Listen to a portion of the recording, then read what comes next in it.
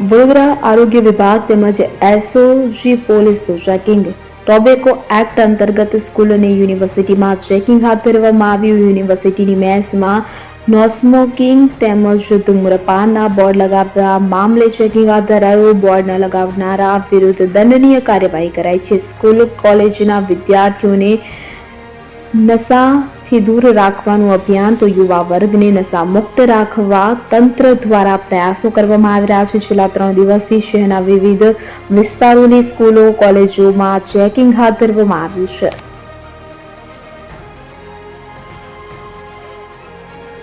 Police commissioner સાહેબની સૂચના મુજબ જે એનકોડની મિટિંગ થઈ છે એમાં પોતા એક ટોટલ કાર્યવાહી દીધેલો હતો।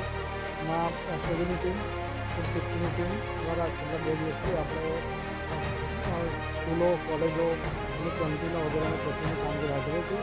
ખાસ કરીને જે અંદરની કેન્ટીનમાં આવેલા અને નો સ્મોકિંગના બોર્ડને જે ગવર્મેન્ટના કાયદા મુજબ લગાવેલા ના લગાવેલા એની પણ ચકાસણી કરવામાં આવે છે। અંદર કોઈ સિગરેટ પીતો હોય તેને પણ બંધ કરવામાં આવે છે। કાલે આપણે 23 કેસ કર્યા હતા।